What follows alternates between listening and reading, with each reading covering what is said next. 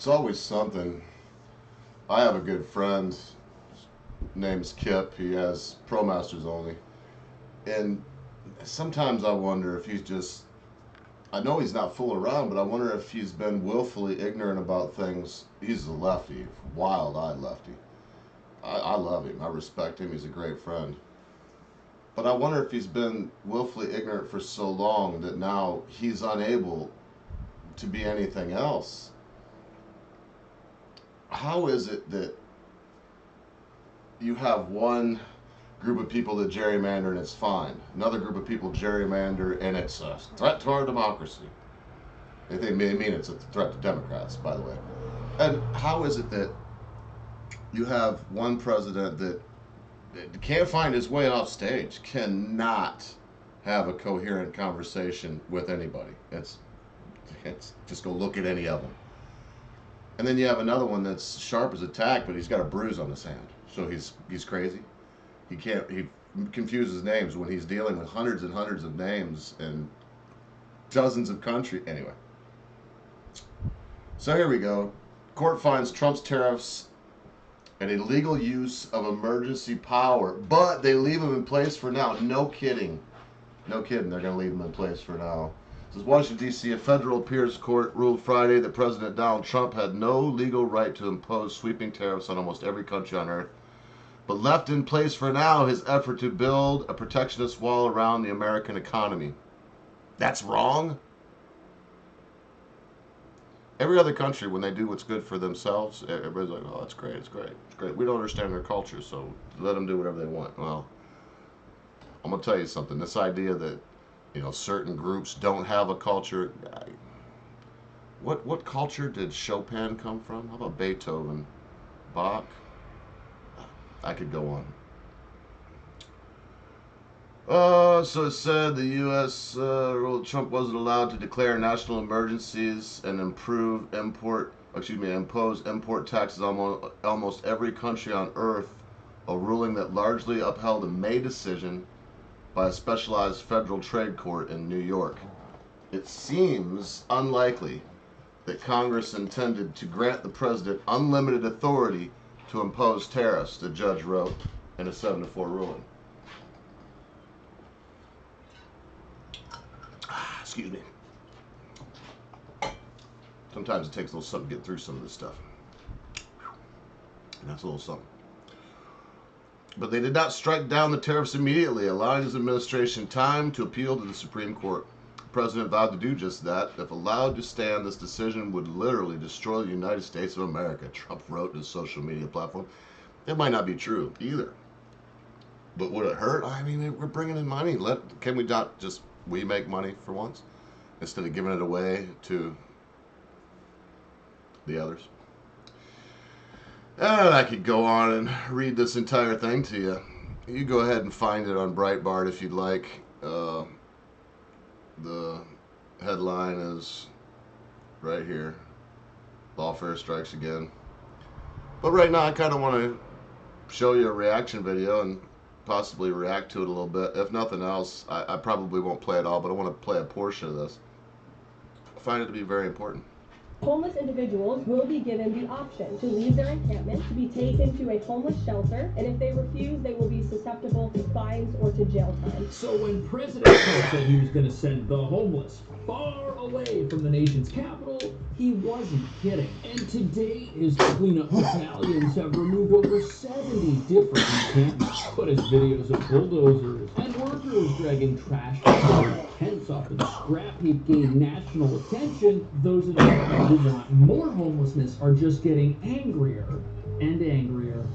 What you're seeing right behind me is a skid steer pulling away personal belongings of this encampment. There are tables in there are appliances in there is a bed that looks like there's a... You're like, oh, it's so cruel unless you live there. Steps away from unless you live back behind that. We just can't afford $2,000 for a studio apartment. Like, this is a stepping stone for us. Like, we're not criminals. We don't like shelters because it's like feels like prison and they put you into like the craziest people. Crime is down. That's a lie. That they're concerned about crime. They're distracting us. Okay. I'm really terrified. I'm worried that... I'm basically just stealing these clips from this guy. We can listen to some of his stuff, but I don't really care about crime. sense, this only riles up his enemies and even some of his allies, and makes, everybody's like, oh, the children and whatever. Everybody gets all empathetic for the wrong reasons, suicidal empathy. I'm not at a loss for words. I'm just trying to find the words. Don't we all want to have a better place for ourselves? Is that wrong? Is that what you'd call selfish? No, my friends. Being selfish is when you have 15 pies in front of you, and you don't sell pies, but you have 15 pies, and a friend says, I'd like a slice of pie. And you say, no, I don't want to give you any pie. That's selfish. But when you have one slice of pie, and your business is selling pie, and your friend comes and says, may I have that piece of pie? It's not selfish saying, no, I'll sell it to you. I'll even give you a good deal on it. But no, you cannot have my pie. This city is first. And New York and San Francisco and Los Angeles and Chicago are This spot near the Kennedy Center, the Martin Luther King Library, and Washington State are all places where there used to be homeless encampments that are now gone, as President Trump's crackdown continues. Violent crime is down 26% since last year, but an officer involved in compiling some of the numbers was reportedly put on leave earlier this year over allegations of altering some of those numbers. Imagine over 70 encampments have been removed. Mercy.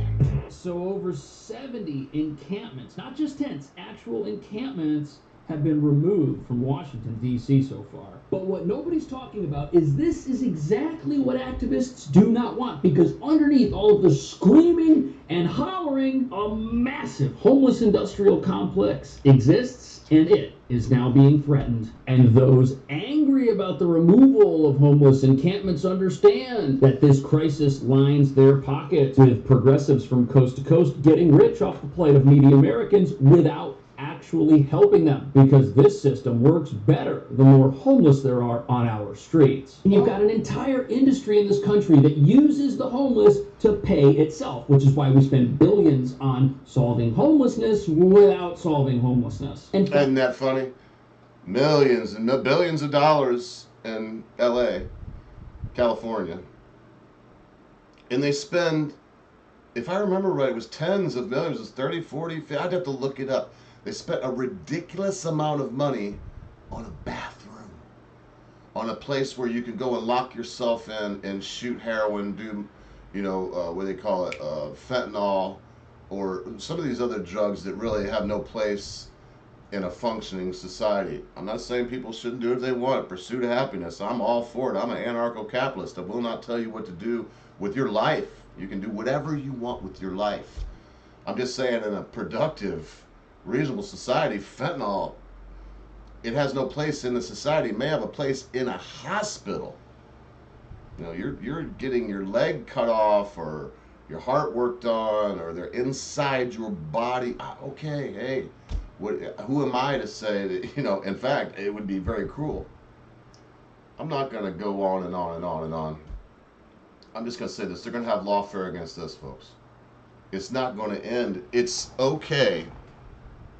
Look, I'm 6'1".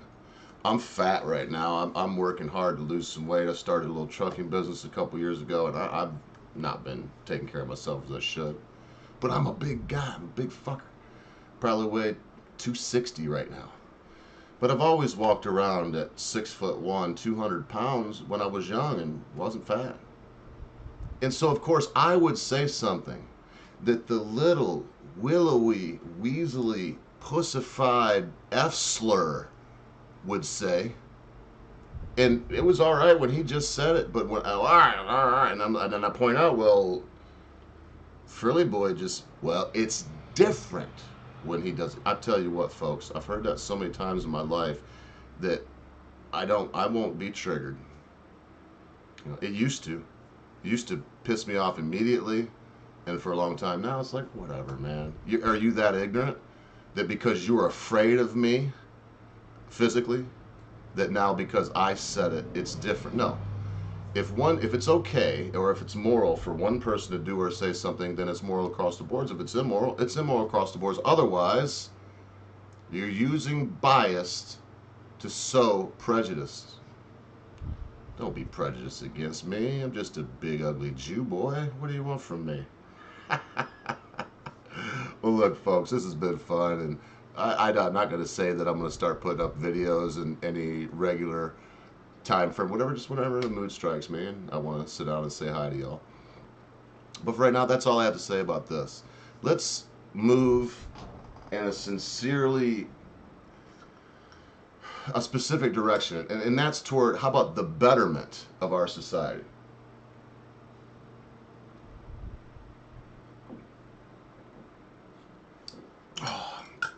That's something I can drink to, folks.